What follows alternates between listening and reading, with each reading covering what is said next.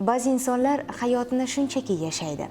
Ba'zilar esa uni sahnaga, so'zlarga, qalblarga muhrlaydi.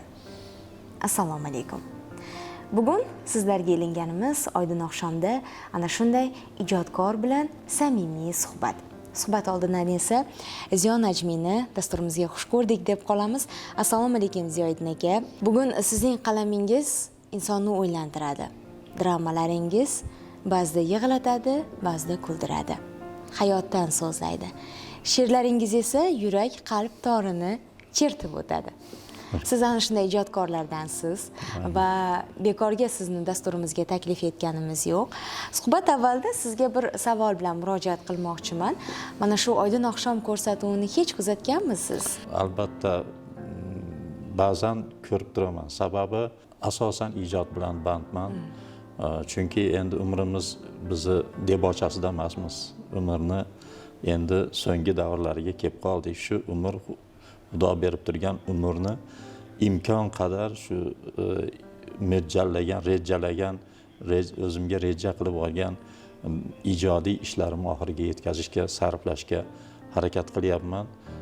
Sababi ayni paytda endi meni asosiy rejam ustozlar menga da'vat qilib aytgan shu devonni tartib berish, g'azal yozgan inson sifatida devonni oxiriga yetkazishingiz kerak. Sohibi devon bo'lish hammaga ham nasib etmaydi deganlar, shu devonni nihoyasiga yetkazish ustida qattiq ijodiy ish olib boryapman. Ayni paytda shu ijod bilan bandman. Nima mavzularda bu yozmalar? Endi devonda asosan she'r bo'lmaydi. U yerda faqat g'azallar bo'ladi. G'azallar shunaqaki, bu arab aruz vazni asosida bizni turkiy aruz vazn paydo bo'lganda, arab aruz vaznida arabiy so'zlar shundaygina shu turoqlarga o'zi tushib kelaveradi. Lekin bizda ba'zan turoqlar so'zlarni ustiga tushib qoladi. Bo'linadi so'z. O'qilayotgan paytda shu so'zni bo'lib o'qishga ohang bilan sal bo'lib ajratib ketishga to'g'ri kelib qoladi.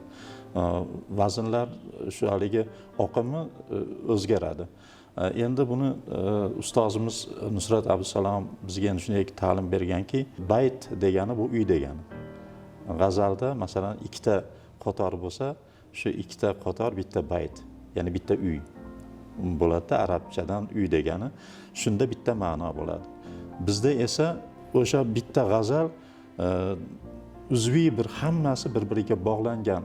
Ularda bitta bayt bitta ma'noni anglatib ketgan bo'lsa, bizda o'sha masalan 7 bayt g'azal yozsangiz, uzviy bir bog'lanib borib, u o'zini bir haligi boshlanishi, kulminatsion nuqtasi va xotimasiga ega bo'ladi bizning g'azallarimizda. Endi buni haligi g'azalni aruz vaznida o'zini bahrlari bor. Ya'ni o'sha dengizlari bor. Keyin har bitta dengizni, bahr degani dengiz degani arabchadan. Har bitta dengizni to'lqinlari bor. Demak, 20 ta bahr bo'lsa aruzda, 20 ta dengiz bo'lsa, 20 ta dengizni 20 tadan to'lqini bor. Demak, 400 ta to'lqin, 400 ta ohang bor aruzda. Endi balki bundan ham ko'pdir. Endi bizni ustozlarimiz aytgani bo'yicha shu 400 ta ohangda g'azal yozish mumkin. Sohibi devonlik haqida gapirdingiz. Sohibi devon kim o'zi? Bu sohibi devonga munosib bo'lish uchun ijodkordan nima talab qilinadi? Hazrat Mir Alisher Navoiy o'sha o'z devonlarini 600 dan ortiq g'azallardan iborat qilgan. Avvalo g'azallar ketadi. Birinchi devonga tartib berishda birinchi aruz vazni haqida albatta g'azal yozilishi shart.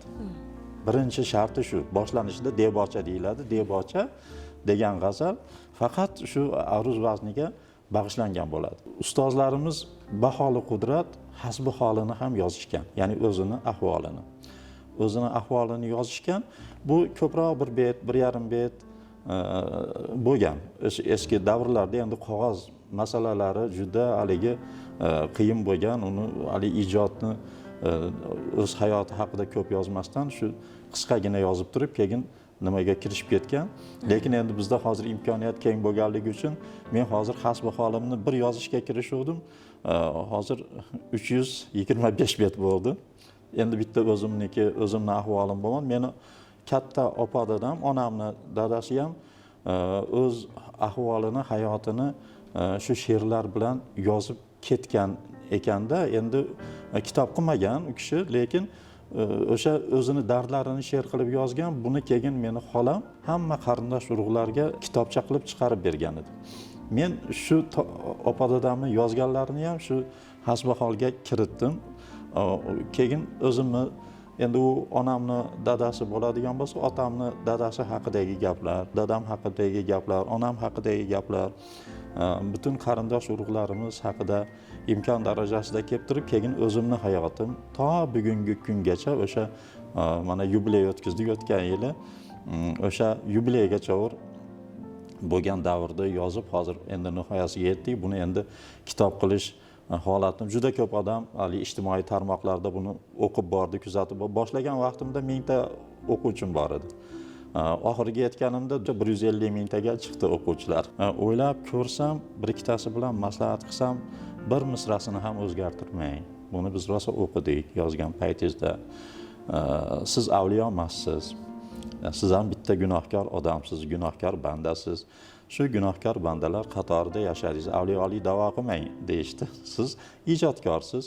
Shu yashaganingizda qanday yozgan bo'lsangiz, o'sha narsalar odamlarga shunchalik ma'qul bo'ldiki, o'zini soddaligi bilan ma'qul bo'ldi. O'zini to'g'riligi bilan ma'qul bo'ldi. Siz haq gapni yozdingiz. O'zingiz haqingizda ham hamma aybingizni ham yozdingiz. Yutug'ingizni ham yozdingiz, kamchiligingizni ham yozdingiz. Hammasini o'qib bordik. Yig'laganingizda yig'ladik, kulganingizda kuldik, xursand bo'lganingizda xursand bo'ldik. Endi uni nima yolg'on qilib qo'ymoqchimisiz? Bu asar nasib qilsa o'zbek xalqini milliy qadriyatlari haqidagi katta bir asar bo'ldi. Bu to'qima asar bo'lmadi. Haqiqatda sizni masalan qarindosh urug'laringizni uylaganligi qaysi millatda bor dedi bittasi. Qaysi millatda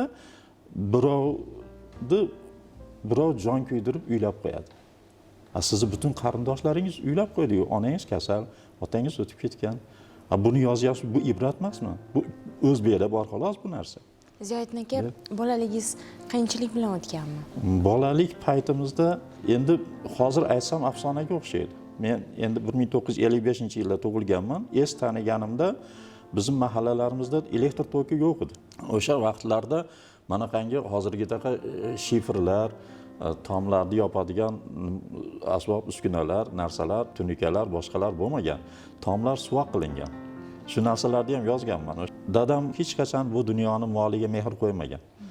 Va endi meni onamga uylangandan keyin onam dadasi eski uyimizni buzib, o'sha uyni tikkalab bergan ekan. Endi onamlarning aytishi bo'yicha. Va shu uyda yashaganmiz men, dadam, 3 ta odam. 2 ta mendan avval akam bo'lgan ekan. Ular shu 7 oylik bo'lib, tushib shunaqangi bo'lib men qolgan ekan. Bitta menman xolos ota-onadan. Boshqa opa, singil yo'q, aka-uka yo'q. Juda erkak bo'lganman. Endi keyin o'sha ko'zimga qarab katta qilishgan, keyin haligi ayagan ko'zga cho'p tushadi degan bir pastak haligi kerishib turib kasal bo'lib qolaverar edim. Shu bir kasal bo'lganimni yozganman. U paytda qishda faqat quritilgan mevalar bo'lgan. Hech narsa anavni ye, manavni ye desa yemayapman.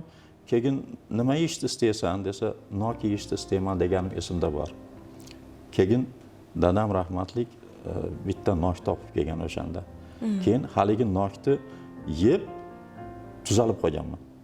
Dori porisiz, boshqasiz. Shunda o'sha shuni ham o'sha nimaga asarga kiritganman. Bir tishlab yeb qo'yinglar sizlar ham demabman yo dadamga yo onamga, bola ekanman endi. O'shani pokiza bitta nokni o'zim yeb qo'yganman va mana bu ota-onani bolaga mehri, bu narsalar qaysi millatda shunchalik bolajonlik bor?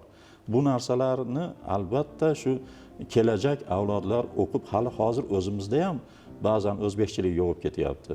Lekin shu sizni yozgan narsalaringiz hammasi o'zbekchilikni haqiqiy, real tasviri bo'lib qolgan. Shuning uchun bironta ham satrini o'zgartirmang. deyishgandan keyin hozir endi shunday qoldirishga harakat qilyapmiz. Qiyomatli do'stim bor. Shu do'stim u hudojnik, rassom. Kitobni unga berdim. U endi rasmlarni ishlayapti hozir Odiljon Nishonov deb. Bugun ertalab ham ko'rishdik. Endi shu kitobni chop ettirish harakatidamiz. Alloh Necha nasib qilsa. bobda bo'ladi bu kitob? Endi Qancha nusxa chiqarish 11 bo'lim bo'ldi. Har bir bo'lim bittadan, masalan, birinchisi Najmiddinboy opa dadami haqida bo'lsa, undan keyin Rustambek opa dadam haqida, Qoriyaxon katta buvim haqida misol. Undan keyin o'zimni Xolinsaxon katta buvimni men ko'rmaganman. Endi onam orqali eshitganman, lekin Qoriyaxon katta buvimni eslayman. Shunaqangi bo'lim bo'lib kelib, oxiri o'zim 11-bo'lim hasbi hol deb meni o'zimni hayotim. Ana shu Andijondagi insonlar hammasi, meni atrofimda yurgan insonlar hammasi menga nimaiki yaxshilik qilgan bo'lsa, ularni ham yozdim. Ochiq oydin. Yomonlik qilgan bo'lsa, ularni ham yozdim ama.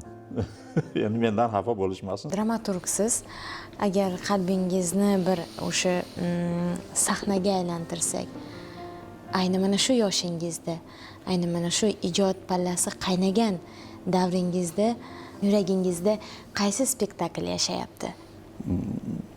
Meni o'zi tashqaridan kulib turganim bilan meni botinimda juda katta bir insoniy dard bor. Bu birinchi o'sha Andijonim dramasini yozgan paytimda o'sha ustozim Mannon Hamidovich bilan birgalikda shu men 1 yil mobaynida shuni yozganman. Keyin o'sha hozir endi Zomin seminari bo'lyapti.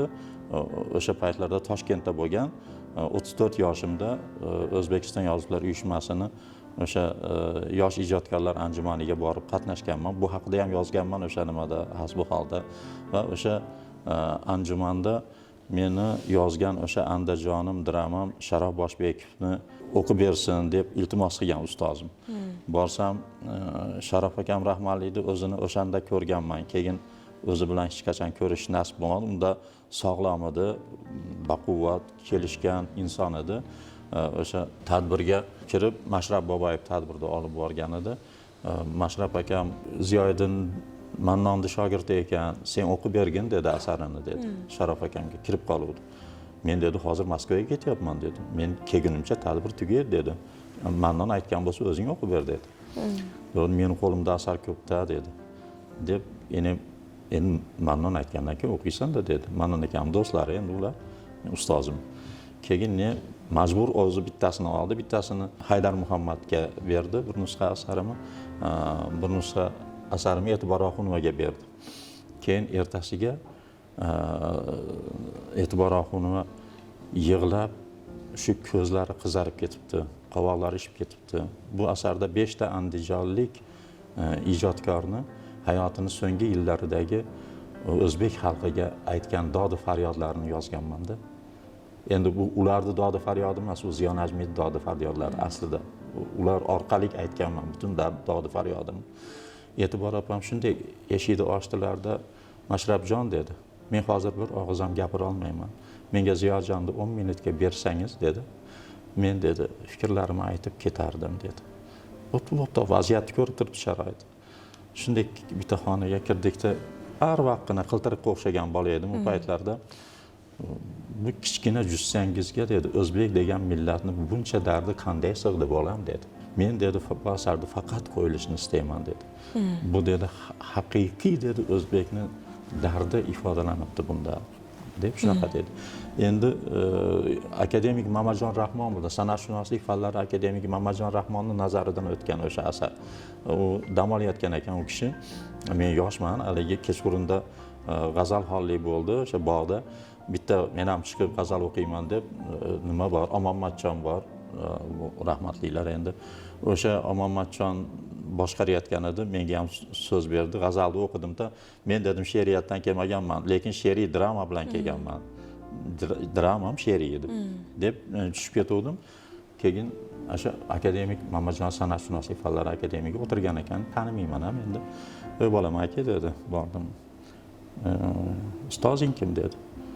"Mannon Hamidovich" dedi. Desam, "Qaysi asarda olib kelding?" "Andijonim" desam. "Nusxasi bormi?" dedi. "Ha. Olib chiq menga" dedi. kirib olib chiqdim, katta odam endi.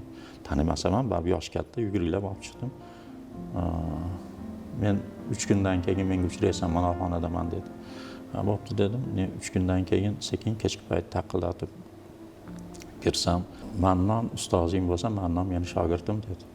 "Sen men nevara shogirdim ekansan" dedi. "Meni" dedi, "yozgan narsang menga ma'qul bo'ldi" dedi. "Mannonga ayt, albatta buni qo'ysin" dedi. Necha yoshingiz shunda? 34 yoshimda. "Albatta qo'ysin" dedi. "Men o'zim boraman qabul qilgani" dedi. "Asar" dedi. Shuman ha bo'pti dedim. Bu fikrlar endi meni osmonga uchirib yuribdi-da, o'sha paytlarda 34 yoshli bolaman, endi ijodga endi kirib kelgan paytlarim, shunday katta insonni keyin surishtirib bildim bu odamning kim ekanligini. Shunday O'zbekistonda yakka-yu yagona san'atshunoslik fanlari bo'yicha akademik ekan. Boshqa odam yo'q ekan akademik kishilar. Keyin shunaqangi yana qanotlari To'ra Mirzo o'sha joyda dam olayotgan ekan. Hamma viloyatlarga stoliga yozib qo'yadi-da, Andijon, Xorazm, boshqa deb. Ertamanda birinchi kuninglar kirdida, birga nonushta qilamiz, endi ashdagi dam olayotganlar bilan. Keyin to'g'ri biz tomonga kela boshladi. Bolalar To'raka kelyapti deyishdi. Ular yosh, men kattaroqman. Indamanglar, qaramanglar dedim. Yosh katta odamga qarab bo'lmaydi desam, biz tomonga kelyapti dedi. Unda bitta stul olib kelinglar tezda dedi. Bitta stul olib kelishdi. Men dedi Anjonliklarni yaxshi ko'raman dedi. Deb turib, keyin shu Sherali Jo'rayev dedi, sizlarni Anjonliklardan dedi. Lekin dedi, bu Sherali Jo'rayev dedi, qo'shiqchilarni burguti ekan dedi. Sababi dedi, men yubileyimda dedi, shu Samarqandda to'yi bor ekan dedi. Bitta samolyotga chiqib dedi, keldi dedi. Sherali kelgungacha men sahnaga chiqaman degan o'shancha ashulachi bor edi dedi. Men aytaman. Sherali torini ko'tarib kirgandan keyin haligi bu tog'dagi burgut qo'ngungacha qushlar chaqir-chuvur qilib sayrab turadi-da deydi. Burgut top etib qo'ngandan keyin hamma qushlar uni o'chadi dedi. Sukunat paydo bo'ladi. Meni yubileyimda sukunat paydo bo'ldi Sherali kirib kelganda deydi. Shunday kirgan bo'yicha 2 soat to'xtamay ashula aytib, bir piyola choy ichgani yo'q dedi. 2 soatdan keyin to'xtab, "To'raka, sizni hurmatingizdan keldim. Men hozir Samarqandda to'yim bor, qaytib o'sha samolyotda uchib ketaman. Menga ijozat berasiz" deb chiqib ketdi. Deb shunaqangi endi juda ko'p gaplarni suhbatlashganmiz. Sherali Jo'rayevni aynan chiroyli ta'rif bergan ekanlar, burgut deb. O'zi umuman Ziyo Najmiyni Sherali Jo'rayev bilan nima bog'lab turadi? Nima uchun Sherali Jo'rayevga bunchalik muxlislik qildi Ziyo Najmiy? Ijodkor bo'lishdan tashqari biz ham bitta oddiygina insonmizda, hali boshida aytganimdek, bizning ham qalbimiz bor. Nimadandir bahra olamiz. Sherali Jo'rayevning qo'shiqlarini biz endi yigit bo'lib, muhabbat ekanligini bilmagan paytlarimizda bu Sher aka bizdan bir necha yosh katta inson bo'lgan. Sher akaga o'sha paytlardan g'oyibona muxlis bo'lganman. 7-sinfdaligimda mana shu buzilib ketgan stadionimizda konsert berganda qo'limda bilet bilan odam shunaqa ko'p, o'taman desam qo'limdan biletni olib yirtdi-yu, o'tay desam o'tkazmadi. Keyin yosh bolaman-da endi. "Qani bileting?" "Bu yarimta-yu" dedi. "Ha, yirtdingiz-ku" desam, "Yo'q" dedi, "Qoch" dedi. Kiritmadi. Kirom qo'limda biletim bilan Sher akani konsertiga kirom juda alam qilgan. Keyin shu ijod orqali endi bir paytlar keldiki, endi Sher akani ham hayotida juda ijodiy jarayoni tekis ketgan emas, o'zi ham ko'p aytgan. Men o'sha asarimda ham Sherali Jo'rayevga bag'ishlagan asarimda ham o'sha voqealarni endi eshitganim, ko'rganim, bilganimdan olib turib shu sahna asari yaratishga harakat qildim. O'sha muhabbatim tufayli, ustozga bo'lgan muhabbatim tufayli. Endi mana shu narsalardan biz ta'sirlanib yashadik. Xizmatini qilganimizdan xursand bo'lib yashadik Sher akani. To'ylarga kelsa, shu o'zi to'yda egasini tanimaymiz. Odiljon ham hali qiyomatli do'stim ham mendan ham battar muxlis. To'yga kirib ketaverasiz. To'yga sovrin qilamizda, sovrin qilamiz. Shu sekin odamlar kelayotganda qatorda sovrinni bosib kiraveramiz. To'yda egalari bilan shu notanish mehmon kelsa bitta stol ajratib qo'yadi. Notanish mehmonga stol bor. Shu notanish mehmonlar uchun borgan stolga borsak, hamma Sher akani muxlislari bo'lib qolamiz o'sha yerda. To'y tugab, duo degungacha ketmaymiz. To to'y tugaydi, duo deydi, duo bo'lgandan keyin ine chiqib Sher akani kuzatib olib, ko'nglimiz joyiga tushib, ine keyin uyimizga yetamiz. Ziyoddin aka, endi mavzuyimizni dramaturgiya yo'nalishiga qaratamiz. Siz asosan mana juda ko'p o'sha ijodlaringizni sahnaga bergansiz. Ba'zida o'sha asarlaringiz, ya'ni yozmalaringizdagi qahramonlaringiz sizga bo'ysunadimi yoki muallifni ham hayratga soldiradimi? Ya'ni sahna yuzini ko'rgandan keyin. Endi albatta bu ijodkorni tarixiy asarni yozilishi o'zi qiyin narsa. Sababi u tarixiy haqiqatni buzish mumkin emas. Chunki hamma u tarixiy shaxslarning hayotini biladi, juda yaxshi biladi. Uni buzib noto'g'ri talqin etib qo'yish mumkin emas. Lekin shuni badiiy jihatdan to'g'ri xulosasini chiqarish kerak. Kelajak avlodlarga ularning hayotidan ibrat bo'ladigan lahzalarini, nuqtalarini tanlab olib turib, keyin asarga kiritilish kerak. Hamma hayoti kiritilmaydi, o'sha ma'lum darajada shu insonni kelajak avlodlarga ibrat bo'ladigan nuqtalari kiritiladi. Endi bu dramaturgni qilgan ishi shunaqa bo'ladiki, o'sha asarni yaratish bilan birgalikda asarni boshlanishi, kulminatsion nuqtasi, yechimlarini topib beradi. Endi bundan keyin albatta asarni spektaklga aylanishi. Asar bu boshqa narsa. Lekin spektakl bu butunlay boshqa narsa. Spektaklga aylanishi endi bu rejissyorning qo'lidagi ish. Ziyoddin aka, o'zi umuman spektakl yaratilayotganda birinchi bo'lib nima tug'iladi? Obrazmi, dialogmi yoki dard? Endi birinchi bo'lib o'sha ijodkorda, o'sha yozayotgan asari, dramaturgda o'sha dard bo'lishi kerak. Dramaturgda o'sha yozayotgan narsasiga munosabati bo'lishi kerak. Ba'zida kulgu ortida ham dard yashiringan. Ba'zan endi tragikomediya degan narsa janr bor bizda. Dramaturgiya janrlari juda ko'pda. Tragikomediya janrida fojiali kulgi. Shunaqangi holatlar bo'ladi. U kulgini ortida fojia turadi. Fojialar bor. Endi shunaqangi bir bu narsalarni hammasini o'sha dramaturg asar holatiga olib kelganidan keyin endi u asarni ustida bu she'r emasda, bu roman emas, qissa emas, bitta odam yozsa shu bilan tugadi bo'ldi, nuqtasini qo'ysa bo'ldi emas. Bu endi boshlangani bo'ladi. Drama yozilgan paytida, shuning uchun boshqalar kitob bo'lgan, boshqa janrdagi yaratilgan narsa kitob bo'lganida kitob taqdimoti bo'ladigan bo'lsa, dramaturgda uni kitob taqdimoti rol o'ynamaydi. Dramaturgda uni dramasi sahna yuzini ko'rishi hisobga olinadi. Meni 10 ta drama yozgan bo'lsam, bugungi kungacha 5 ta asarim sahna yuzini ko'rgan. Shundan 4 tasi sahnada, spektakl holatida, bittasi video film shaklida Feruzaxon Oripova deb mashhur jurnalistimiz bor, Toshkentda ijod qilyapti. Shu qiz meni Onaizor degan melodramam asosida Qismat deb telenovella olgan. O'shanda keyin ijodkor haligi uni televideniya juda katta auditoriya, uni millionlab odamlar ko'radi. Sahna yuzini ko'rmagan lekin hanuz yuragingizda yashayotgan qahramoningiz bormi yoki hamma qahramoningiz sahnaga chiqqanmi? Yo'q, hozir mana endi Zahiriddin Muhammad Bobur haqidagi asarim hali sahna yuzini ko'rgani yo'q. Boborahim Mashrab haqidagi shunaqangi bir dardlik spektaklim bor, bu hali sahna yuzini ko'rgani yo'q. Endi Xudoyberdi shoir haqidagi dramam bor, bu hali sahna yuzini ko'rgani yo'q. Bitta komediyam bor, ayol bilan olam munavvar yoxud 7-qovurg'a degan, bu hali sahna yuzini ko'rgani yo'q. Va Sherali Jo'rayev haqidagi mana eng so'nggi yozgan dramam vazirlikda ekspertlar guruhi bor. Biz har yili teatrni ehtiyojidan kelib chiqamizda ko'p holatda. Masalan, men teatrda ishlasam, meni asarim teatrda qo'yila olmaydi. Teatrda o'zining ehtiyoji bor. Masalan, bu yil mana 2 ta komediya shu kungacha topshirdik. Birinchisi o'sha Sirojiddin Rustamovni biz niqobdamiz asari bo'lsa, bittasi Doston Haqberdiyevni Mahallamiz hangomalari.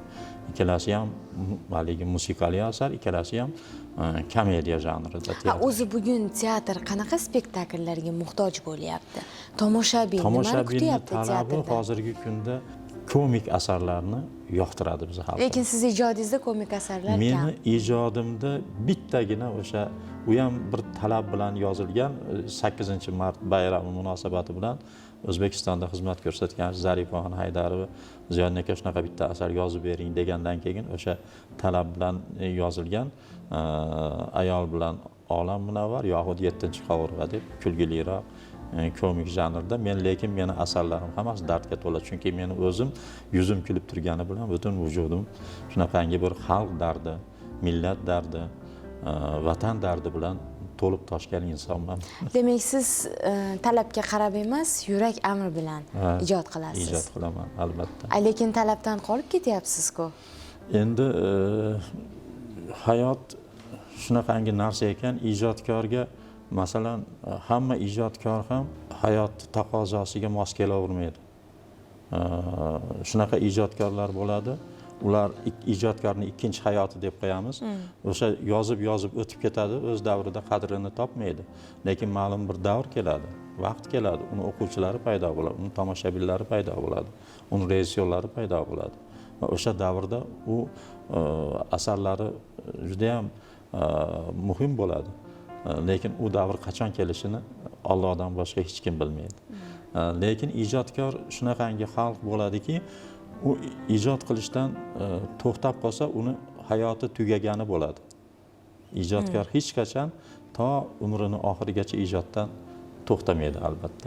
Sukut bilan qog'ozning qaysi biri sizga ko'proq gapiradi? Shunaqangi sukutlar bor, u hayqiriqdan dahshatliroq bo'ladi. U spektaklda bo'ladi shunaqangi sukut, shunaqa sukunatlar bo'ladi. Va undan keyingi portlash aktyorning ijrosida. U juda dahshatlik, o'sha sukunatdan keyingi ta'sirchan past registrda gapir degan narsa bor bizda. O'sha spektakl aktyorlarga shunaqa talab qo'yiladi. Sen shunday past registrda gapirginki, u hayqiriqdan qattiq bo'lsin deydi. Shunaqangi dard ichidan chiqsin, ovozingning ichidan degan narsalar bo'ladi. Endi o'sha spektaklni yaratilishi juda murakkab jarayonda. Buni endi so'z bilan ta'riflab oxiriga yetib bo'lmaydi. Bu juda katta ko'p ijod. Har bir aktyor o'zi ijodkor. Ular albatta o'zidan narsa qo'shadi. Albatta shu bitta dramaturg yozgan obrazga o'zini jonini qo'shadi. Shoir, yozuvchi, dramaturg. Bulardan qaysi biri haqiqiy Ziyon Ajmi? O'zi men ijodga shoir sifatida kirib kelgan odamman, qadam qo'ygan. Ustozim Nusrat Abdusalom shoir edi va men u dramaturgiyaga borgungacha meni hayolimda shunaqa ediki, men hozir shoir bo'lsam, she'rlarimni yozib, elga tanilsam, she'rlarim bilan tanilib olganimdan keyin bir hikoya yozishga kirishsam deb 5-6 ta hikoyalarim ham bor, hikoyalar ham yozganman. Keyin bir qissalar yozsam, undan keyin bir romanlar yozsam, ana undan keyin dramaturgiyaga o'taman degan niyatlarim bor. Lekin shunday vaziyat bo'ldiki, o'sha ustoz bilan 1-2 yil ijod qilishim bilanoq Mannon Hamidovich bilan Odiljon, qiyomatli do'stim Odiljon Nishonov yoshligidan Toshkentda rassomchilikda o'qigan, bu teatralniyda o'qigan, tanish bo'lgan va shu meni tanishtirib qo'ydi. Keyin Mannon Hamidovich meni shundoqqina haligi dramaturgiya tomoniga tortib ketib qoldi. Va butun umrim deyarli mana hozirgi kungacha u eng oxirgi asarim Sherali Jo'rayev bo'lsa, dramaturgiya bilan band bo'ldim. Keyin ijod, she'riyat menda deyarli ancha to'xtab qoldi. Va o'sha sabolarda uchgan sadolar deb butun hayotim mobaynida yozgan she'rlarimni alohida kitob holiga keltirdim. Kichikroq qism qilib chiqardim, lekin hali to'liq chiqarganim yo'q. Lekin endi devonni ham g'azallar to'plami qilib bir necha marta chiqardim, lekin hali devon holatiga olib kelganim yo'q. Endi hozir ayni kunlarda shu devonni ustida ishlamoqchiman. Xudo umr berib tursa shu devonni endi hasbi holda oxiriga yetkazdim. Debocha bo'lgan va endi devonni tartib berib har bitta harfga bir 10 tadan g'azal yozish niyatidaman. Men bitta lirik chekinish sifatida bir voqeani aytib bermoqchiman. U paytlarda endi o'sha bu voqea 1993-yilni 1-martida bo'lgan. U paytda trolleybus yurardi shahrimizda. Trolleybusni endi ko'rgan bo'lsanglar, haligi eshikdan chiqishingiz bilan ikkita odam bir-biriga qarab o'tiradigan joyi bor. O'shanda shunday chiqib, men oldi tomonga qarab o'tirdim. Bir oстановkadan keyin bahor payti edi. Bir qiz endi bahoriy kiyimda chiqib ro'paramga o'tirdi-da, nihoyatda chiroyli, go'zal. Bir menga ilhom kelib qoldi o'sha paytda. Keyin yonimdan daftarimni oldim-da, xumor boqqan bu go'zal, suyish uchun yaralgan. Suyib uning ishqida kuyish uchun yaralgan deb yozdim. U qizga qarab turib yozyapman. Uni g'ash keldi o'sha. U qiz sezdi men nimadir qilayotganim. Lekin men she'r yozayotganimni bilmayapti u. Keyin menga qovog'ini solib, bunday qilib qarab, odamlarga qovog'ini solmayapti.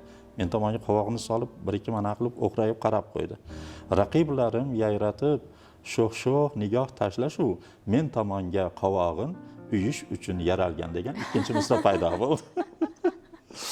Keyin bu dunyoda kimlardir topmoq uchun vaslini, kimdir hijron azobin tuyish uchun yaralgan.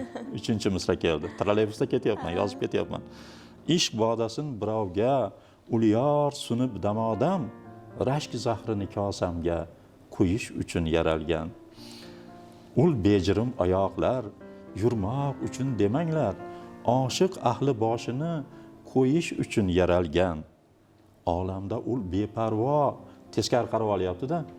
Olamda ul beparvo, boqmay o'tmoqlikka-yu, barcha ushoq jonidan to'yish uchun yaralgan.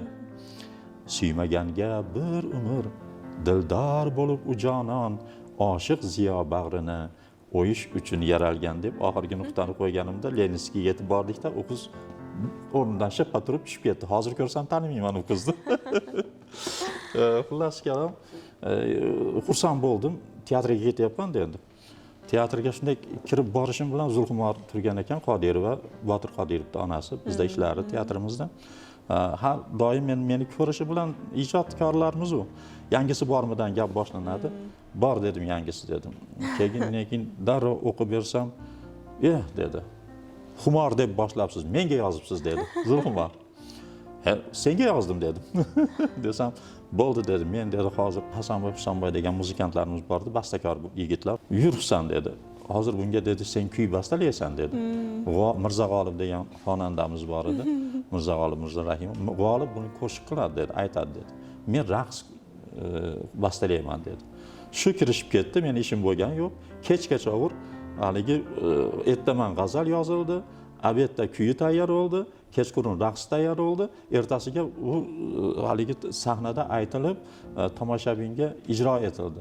Va Zulxumor rahmatlik o'zi suyib shu raqsni o'zi qo'ygan. O'sha ul bejirim oyoqlar deganda oyoqlarini ko'rsatib, raqs payti shunaqangi bir chiroyli raqs qo'ygan va to o'sha Toshkentga ketgunga qadar, Botir o'qishga kiradigan vaqtiga qadar qachon konsert bo'lsa, albatta shuni G'olib aytar edi. U o'yinga tushar edi. O'sha muzikantlarimiz kuyini chalishar edi. Kutilmaganda yozilgan she'r ajoyib muvaffaqiyatli kelgan ekan.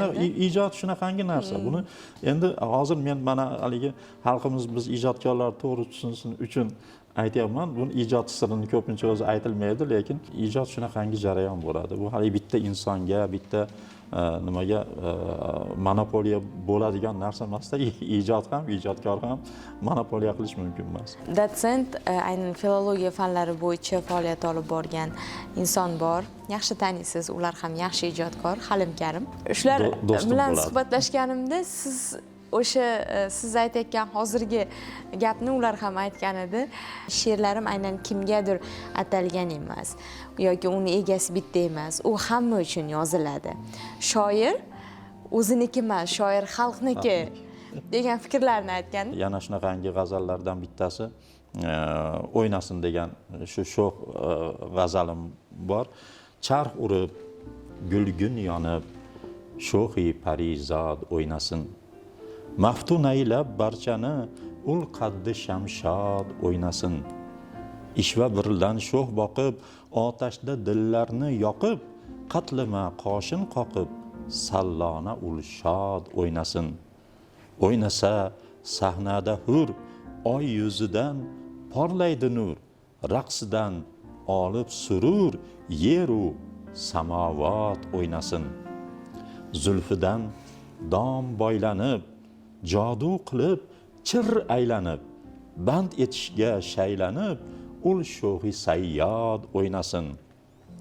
Jilvasidan zavq oshib, tan ichra qon qaynab jo'shib, nozidan aqlim shoshib, ruh tandan ozod o'ynasin. Jon ketib qoldi bulosh, ikkisi aylar yor talosh, holim aylab elga fosh, lab uzra faryod o'ynasin. Ey ziyo, jondan neg'am, tortgach boshing shuncha alam, tig'iga bosh ayla ham, bo'yningda po'lat o'ynasin. 1990-yilning 29-dekabridagi G'azal. ijodingiz. Yoshlik vaqti. O'zi mana Ziyoddin aka g'azal, she'rlar yozilayotganda aql ustun turadimi yoki yurakmi? Yo, ehtiroslar birinchi Ehtiroslar? o'rinda. She'rlarda ehtiroslar, lekin dramada albatta aql. Drama yozayotganingizda endi u drama juda katta asar va shu bilan birgalikda uni mas'uliyati katta. Lekin she'r yozganda maza qilasiz. Yozib, ammo she'rni qayta ishlash mashaqqat jarayon. She'rni ustozimiz Nusrat Abdusalomov aytardi, she'rni yozgandan keyin 15 kun tindirib qo'yasiz derdi. 15 kun tegmang. 15 kundan keyin qayta uni o'qing.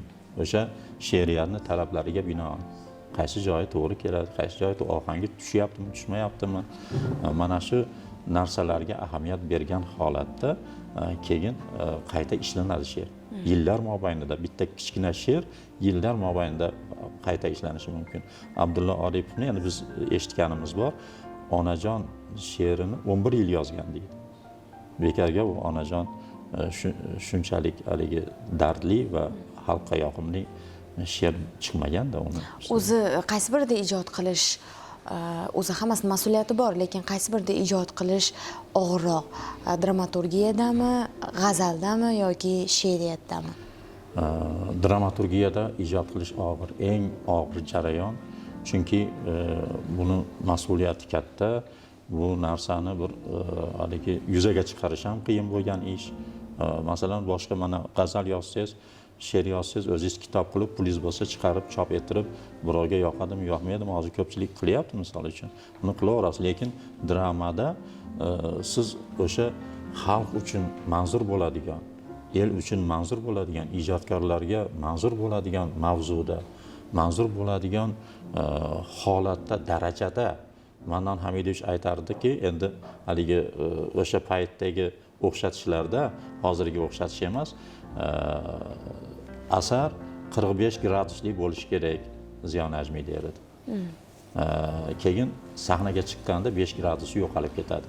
Shunda 40 gradus bo'lib qoladi, ko'rgan tomoshabin mast bo'ladi, mazza qiladi. Endi asarni 40 gradus qilib zo'r qilib qo'ydim desangiz, sahnaga chiqqanda 5 gradus yo'qolib ketadi. 35 gradus bo'lib qoladi, u sahnada tomoshabinni esnatadi derdi. Shuning uchun muallifga talab dramaturgiyada juda kuchli. Shoirni kitob chiqarish haqida gapirdingiz yuqorida. Shoir o'zi kitob chiqarishga qachon haqli bo'ladi? Ustoz ko'rmagan shogird har maqomga yo'rg'alar degan bizni o'sha endi xonandalarimiz o'rtasida shunaqa maqol bor. Ustoz ko'rgan shogird, uni o'sha yozgan asarlari, bizniki o'sha yozgan she'rlarimiz har biri ustoz nazaridan o'tgan.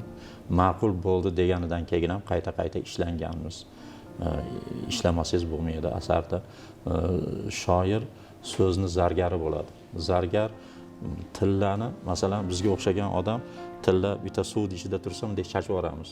Chunki qo'l bilan ham ishlab bo'ladigan narsa emas, u mayda narsa. Lekin zargar uni qadriga yetadi. O'shani ehtiyot qilib, bir narsa qilib, ko'payib qo'shib, eritib, kattaroq qilib bu narsa qilib qo'lga ushlaydigan holatga olib keladi. Ko'zga ko'rinmas zarra degani shunaqa mayda narsa. Shuni zargar shoir so'zni zargari bo'lish kerak. U o'shandagina keyin xalqqa manzur bo'ladigan o'sha asarlarni yarata oladi. Ruxsat bersangiz, yana bitta endi u g'azallar o'qidim, bitta she'r ham o'qib bermoqchiman. Marhamat. Intizorlik deb nomlanadi. senga atab yozilgan kitob tokcha uzra ko'mildi changga. Yo'llaringga termulib ko'zim oq to'ldi sap sariq rangga. O'taverdi kun kunni quvib, kelaverdi oylar almashib, sen kelmading faqat yonimga avvalgiday entikib shoshib. Changga cho'mgan kitobim kabi g'am changiga ko'mildi dilim. Kelarmisan bir bora yo'qlab kulbam aro, aytgil sevgilim. Sen kelmasang bu hasrat changi tuproq bilan teng qilar meni. Ayriliqdan men o'lib ketsam muxlislarim kechirmas seni. Qoyil. Endi bizda qisqa savollarimiz bor. Bularga siz ham tezkorlik bilan qisqa javob berishingiz kerak. Bu ko'rsatuvimizni doimiy an'anaviy savollari qatorida. Boshlaymiz agar tayyor bo'lsangiz. Bir so'z bilan teatr. Teatr bu ibratxona. Bir so'z bilan muhabbat. Muhabbat hayotni ustuni. Vatan siz uchun. Vatan insonni borlig'i. Ijodkor qachon yolg'iz bo'ladi? Ijodkor ijod paytida yolg'iz bo'ladi. Qo'lingizda vaqtni to'xtatish imkoni bo'lsa, qaysi onni saqlab qolardingiz? Ilhom kelgan paytlarni, lahzalarni. Agar ijoddan voz kechish yoki xotiradan voz kechishdan birini tanlash kerak bo'lsa, qaysini birini tanlagan bo'lardingiz? Ijoddan voz kecha olmayman. Yaxshisi xotiralarni o'chiramiz, yangi xotiralarni qo'shamiz. Va yana savollar bor. Agar asarlaringiz qahramonlari bir kuni eshigingizni taqillatsa, qay birini o'zingiz bilan olib qolardingiz? Hazrat o'sha Mir Alisher Navoiyni, Navoiy haqida asarim bor. Zahiriddin Muhammad Boburni, Mohlaroyim Nodirani, Boborahim Mashrabni, bular meni suyukli ijodkorlarim. Bularga Sherali Jo'rayevni butun umr mo'lis bo'lib, bularni eshigimni taqillatib kelsa, albatta men olib qolgan bo'lardim, lekin menga afsus, endi buni iloji yo'q. Qaysi asaringiz sizni yig'latgan? O'sha dramalarim ko'proq yig'latgan.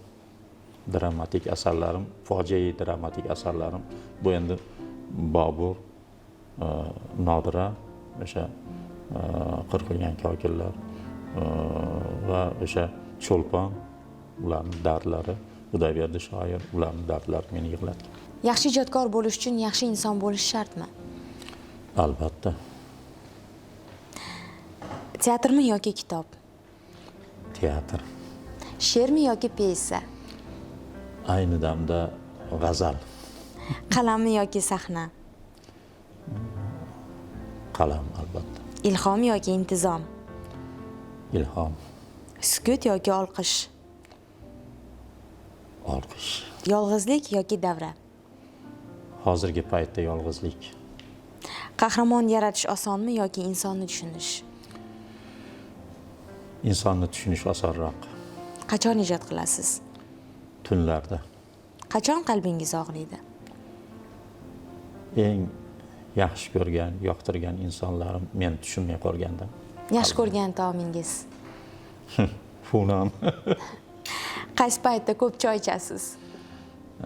Xonamda albatta choy damlangan bo'ladi. Bu yoshlikdan odatim. O'sha yigit bo'lib endi 8-maktabda boshlang'ich bo'lgan paytimda xonamda doim choynakda choy turadi. Sizni ta'sirlantirgan ijodkor?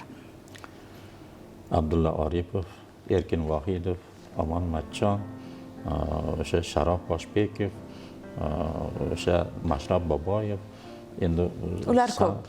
Sanayversam, o'sha ustoz Hazrat Navoiydan tortib tushib kelsam bo'laveradi hammasini.